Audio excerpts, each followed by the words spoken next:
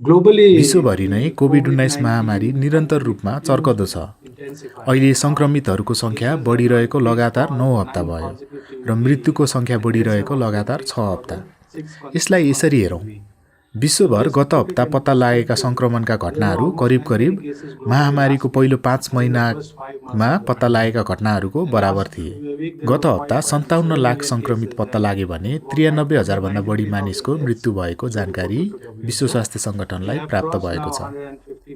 महामारीको सुरुवातदेखि अहिलेसम्म सङ्क्रमितहरूको सङ्ख्या 15 करोड नाघेको छ भने मृत्युको सङ्ख्या 31 लाख। विश्व स्तरमा हेर्दा यो चिन्ताजनक प्रवृत्ति हो। अर्कोतर्फ विश्वभरि नै नयाँ भेरिएन्टको प्रभाव देखिएको छ, जुन तपाईँले सुन्नुभएकै होला।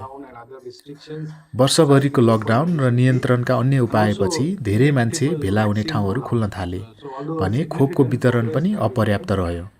त्यसैले उल्लेख्य प्रगति हुँदाहुँदै पनि संसारभर, विशेषतः दक्षिण पूर्वी एसिया र विकासशील राष्ट्रहरूमा खोपको वितरणमा अत्यासलाग्दो असन्तुलन छ। जुन देशले यसलाई नियन्त्रण गरे वा महामारी नियन्त्रणमा केही प्रगति गरे, तिनीहरूमा जनस्वास्थ्य सुरक्षा मापदण्डको मेहनतपूर्वक कार्यान्वयन भएको छ। आधारभूत रूपमा भन्नुपर्दा फराकिलो पहुँचसहितको परीक्षण, घटना अनुसन्धान र सम्पर्क पहिचान र मानिसहरू सबै जनस्वास्थ्य तथा सामाजिक उपायहरू अवलम्बन गर्छन् भन्ने सुनिश्चित गरिएको थियो। राम्रो गर्ने देशहरूले वैज्ञानिक प्रमाण र सबल तथ्याङ्कका आधारमा नीति निर्णयहरू अपनाएका छन्। तर न्यून आय भएका देशहरूभन्दा उच्च आय भएका देशहरूको रोजाइ अत्यन्त फरक छ। बलियो स्वास्थ्य प्रणाली, स्वास्थ्य स्याहार तथा जनस्वास्थ्यको क्षमता निर्माणमा लगानी गरेका देशहरू नै कोभिड-19 का कारण उत्पन्न सङ्कट चुलिँदा त्यसको सामना गर्न बढी सक्षम भए। अहिले देशहरूमा के बुझाइ बढ्दो छ भने विगतका दशकमा स्वास्थ्य प्रणालीमा गरिएको अपर्याप्त लगानीको प्रतिफल नै कोभिड-19 को सङ्कटको रूपमा दुर्भाग्यवश देखा परेको छ। तर यहाँ अवसरहरू पनि छन्। कोभिड-19 विरुद्ध लड्दै गर्दा अब हामीले बलियो स्वास्थ्य प्रणालीको निर्माण तथा जनस्वास्थ्य क्षमताको सबलीकरण बारे अत्यन्त गम्भीर रूपमा सोच्नुपर्छ, ताकि आगामी वर्षमा यस्ता महामारीहरूको प्रभावकारी समाधान गर्न सकियोस्।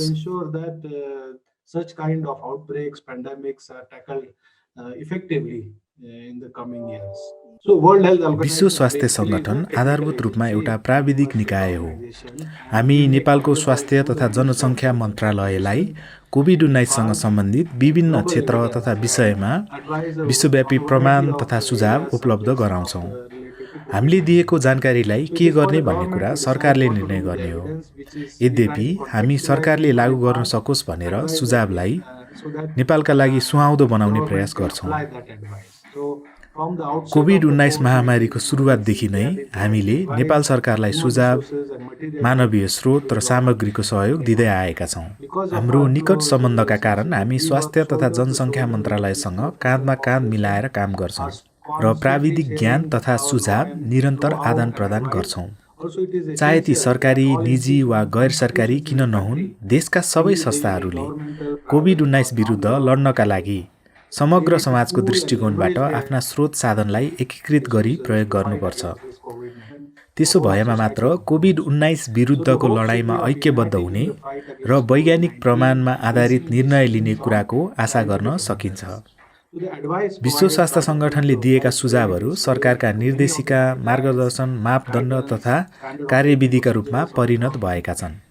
हामीले कोभिड-19 विरुद्धको लडाइँमा प्राप्त अद्यावधिक सूचना तथा वैज्ञानिक प्रमाणहरू सदैव सरकारलाई उपलब्ध गराएका छौँ, किनकि रोग बढ्दै जाँदा नयाँ भेरिएन्टहरू आइरहेका छन् अनि नयाँ प्रमाणहरू पनि। हामी तत्कालै तिनलाई सम्प्रेषण गर्छौँ र सरोकारवालाहरूलाई यस विषयमा छलफल र निर्णय अगाडि बढाउनका लागि मनाउन हाम्रो शक्ति, विश्वसनीयता र भूमिकालाई प्रयोग गर्छौँ। विश्व स्वास्थ्य सङ्गठनका कर्मचारीहरू सङ्घीय वा केन्द्रीय तहमा मात्र नभएर प्रादेशिक तहमा पनि राखिएका छन् जसले यस कठिन समयमा महत्त्वपूर्ण सहयोग उपलब्ध गराउँछन्।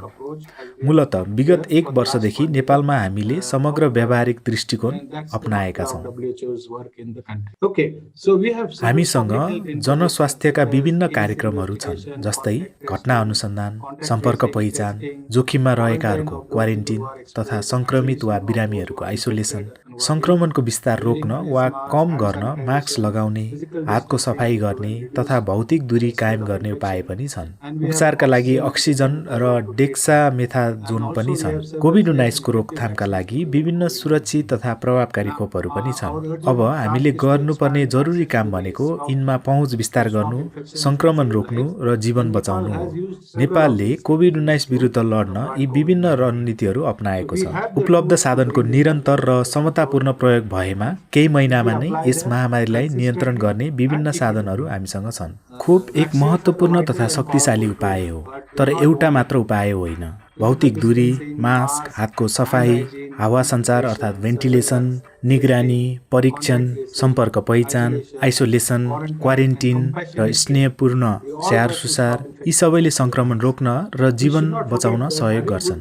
हामीले बिर्सनुहुन्न कि सही नीति हुनु भनेको समाधानको एउटा पक्ष मात्रै हो, अर्को पक्ष चाहिँ यसको पूर्ण कार्यान्वयन हो। मैले भनिसकेँ कि कोभिड-19 विरुद्ध लड्नका लागि सरकार र समग्र समाज चाहिन्छ, अनि नेपालमा पनि यही कुरा लागू हुन्छ। कोभिड-19 महामारी परास्त गर्न समाज तथा समुदाय, सञ्चार माध्यम तथा पत्रकार हामी सबै एक हुनुपर्छ। पहिले भने जस्तै महामारीको रोकथाम सुनिश्चित गर्नका लागि हामीले भाइरसको संक्रमणको श्रृङ्खला तोड्नुपर्छ। त्यसका लागि हामीले जनस्वास्थ्य व्यवहारका नयाँ मूल्य मान्यताको पालना गर्नुपर्छ। त्यसैले अगाडिको बाटो सहज त छैन, किनकि हामी विश्वव्यापी आपूर्ति श्रृङ्खला अन्तर्गत नै काम गर्दैछौँ, जहाँ धेरै प्रकारका निर्भरताहरू छन्। तर संक्रमण दर डर लाग्दो हुँदाहुँदै पनि हामीले निको हुने दर पनि बिर्सिनु हुँदैन, जसले हामीलाई आशा दिन्छ। हाल नेपालमा करिब 83% मानिस निको भएका छन्। हालसालै संक्रमितको संख्यामा तीव्र वृद्धि हुँदा निको हुने दर घटेको अनि सक्रिय संक्रमितको संख्या बढेको देखिन्छ। तर पनि आशावादी हुने कारण के छ भने 275 भन्दा बढी खोपहरू विकास हुँदैछन्, जसमध्ये 91 को चिकित्सकीय परिचालन सुरु भइसक्यो र विश्व स्वास्थ्य संगठन अनि सदस्य राष्ट्रका कडा नियामक निकायहरूले तीमध्ये कतिलाई आपतकालीन प्रयोगका लागि बाटो खोलिदिइसके। विकास प्रक्रियाको चरणमा रहेका यी खोपहरूले विभिन्न प्रकारका खोपका विधि र प्रविधि अपनाएका छन्। यीमध्ये केही निष्क्रिय बनाइएका पूर्ण भाइरस, इनएक्टिभेटेड होल भाइरस र भाइरल भेक्टर जस्ता पुराना, अनि केही mRNA र DNA जस्ता पहिलोचोटि प्रयोग भएका नयाँ प्रविधि छन्। यिनले धेरै किसिमका सुरक्षित तथा प्रभावकारी खोप पाउने हाम्रो सम्भावनालाई बढाएका छन्। खोपको पर्याप्त उत्पादन राष्ट्रिय सहकार्यमा भर पर्छ। सर्वप्रथम त म के बताउन चाहन्छु भने खोप विकासको इतिहासमा कुनै पनि रोगको खोप यति छिटो विकास भएको छैन। त्यसैले यदि अनुसन्धान, उत्पादन क्षमता, खरिद तथा ढुवानी प्रक्रियामा लगानी गर्न सम्पूर्ण विश्व एकीकृत हुने हो भने अभूतपूर्व तीव्रता हासिल गर्न सकिन्छ। कोभिड-19 त एउटा उदाहरण मात्र हो। सरकारहरूबाट तत्कालै महत्त्वपूर्ण राजनीतिक तथा आर्थिक प्रतिबद्धता चाहिन्छ। उनीहरूको सहयोग बिना विश्व स्वास्थ्य संगठनको विश्वव्यापी खोप सञ्जाल गाभी र महामारी तयारी नवप्रवर्तन गठबन्धन सेपीले यस महामारीको अन्त्यका लागि सबैतिर सबैलाई खोप पुर्याउन बनाएको कोभ्याक्सलाई विभिन्न सरकारहरूबाट ठूलो लगानी आवश्यक हुन्छ। नेपाल जस्तो देशहरूमा खोपको सुनिश्चितताका लागि पनि यो आवश्यक छ। तर हामीले सम्झनुपर्छ कि सुरक्षित र प्रभावकारी खोपले मात्र समस्या हल हुँदैन। आरटी-पीसीआर र एन्टिजेन परीक्षण तथा तीव्र निदानका उपाय र जीवनदायी औषधि उपचारका उपाय पनि महामारी अन्त्य र विश्वभरका स्वास्थ्य लाभका लागि अत्यावश्यक छन्। यी जीवनदायी साधनहरू तब मात्र प्रभावकारी हुन्छन् जब सबैभन्दा जोखिममा रहेका अधिकांशका लागि समतापूर्ण ढङ्गले सबै देशमा एकै पटक यी उपलब्ध हुन्छन्। यसका लागि सबल स्वास्थ्य प्रणाली तथा सेवा सञ्चालन हुनुपर्छ। हालै देखिएका भेरिएन्टहरू चिन्ताका विषय हुन् र तिनले सामूहिक कदमको महत्त्व दर्शाउँछन्, किनकि भाइरसलाई फैलिन दिँदा वा सङ्क्रमणको श्रृङ्खला तोड्न नसक्दा नै म्युटेसन हुन्छ र भेरिएन्ट उत्पत्ति हुन्छन्। त्यसैले विद्यमान जनस्वास्थ्यका उपाय लागू गर्दै खोप उत्पादन र वितरणलाई सकेसम्म छिटो अगाडि बढाउँदै भाइरसलाई परास्त गर्नु महत्त्वपूर्ण छ। विश्व स्वास्थ्य सङ्गठनले सक्रियतापूर्वक भनिरहेको छ कि हामीसँग अझै धेरै खोप उत्पादक हुनुपर्छ। तिनमा बौद्धिक सम्पत्तिको सवाल सम्बोधन गर्नुपर्छ। नयाँ कम्पनीहरूलाई पनि खोप उत्पादनको अनुमति दिनुपर्छ ताकि ठूलो परिमाणमा खोप उत्पादन होस्।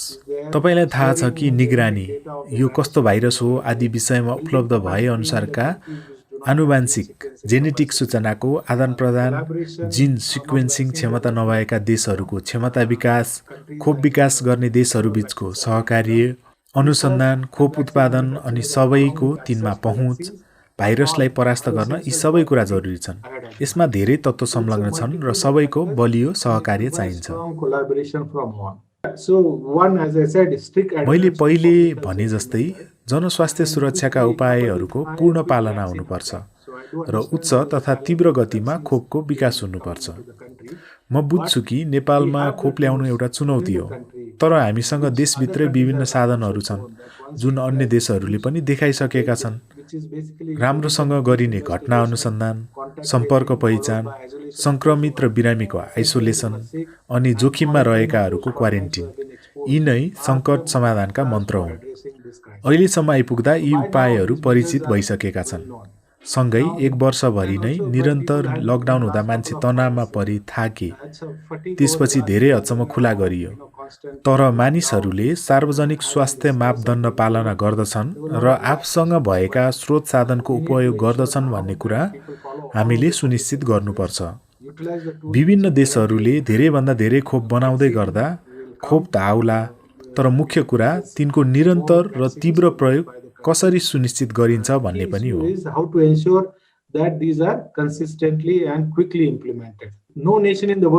यस कोभिड-19 महामारीका लागि संसारको कुनै पनि देश पर्याप्त मात्रामा तयार थिएन। यसका लागि तपाईले अहिले सिङ्गो संसारको स्थिति हेर्न सक्नुहुन्छ। त्यसमा पनि अल्प विकसित स्वास्थ्य प्रणाली भएका गरिब राष्ट्रहरूमा यसको असर बढिरह्यो। हुन त कोभिड-19 बारे विज्ञानको विकास पनि निरन्तर जारी छ। विगत एक वर्षमा क्षमता विकास र तयारीका लागि धेरै काम भएका छन्। तर दशकौंसम्म स्वास्थ्य प्रणालीमा लगानी गर्न हामीले गुमाएको अवसरको क्षतिपूर्ति यो छोटो समयमा नै हुन्छ भन्ने आशा गर्नु कठिन छ।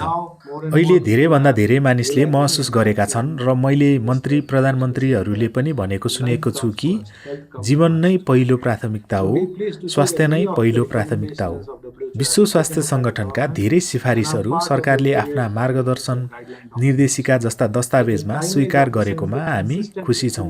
सरकारका सबै तह र समुदायको स्तरमा पनि यसको निरन्तर कार्यान्वयन महत्त्वपूर्ण छ। समुदायको सशक्तिकरण र संलग्नता पनि जरुरी छ। कोभिड-19 को जटिलताका कारण सरकार र समाजका सबै क्षेत्र र तहको एकीकृत प्रतिकार्य आवश्यक छ। साथै व्यक्तिगत प्रतिकार्यको महत्त्वलाई पनि कम आँक्नु हुँदैन। अहिले महामारीको बेलामा चाहिएको साहस भनेको सबै जनस्वास्थ्य तथा सामाजिक मापदण्डको पालना गर्नु हो। जस्तै मास्क लगाउनु पर्यो, नियमित हात धुनु पर्यो, सामाजिक रूपमा नजिक रहे पनि भौतिक दूरी कायम गर्नु पर्यो, आफू पर्याप्त हावा बहने वातावरणमा भएको सुनिश्चित गर्नु पर्यो र भिडभाडमा जानु भएन। यस महामारीलाई अगाडि बढ्नबाट नियन्त्रण गर्ने हो भने यी उपायहरूलाई निरन्तर पालना गर्नुपर्छ। म सम्झाउन चाहन्छु कि हामी सबै अगाडि बढ्नुपर्छ र आफू र अन्यलाई सुरक्षित राख्ने आफ्नो व्यक्तिगत जिम्मेवारी पूरा गर्नुपर्छ। सबैलाई आग्रह गर्न चाहन्छु कि कृपया जनस्वास्थ्य निर्देशिका पालना गरौँ, मास्क लगाऊँ, बारम्बार हात धुऔँ, भौतिक दूरी कायम गरौँ र उपलब्ध हुनासाथ खोप लगाउन आनाकानी नगरौँ।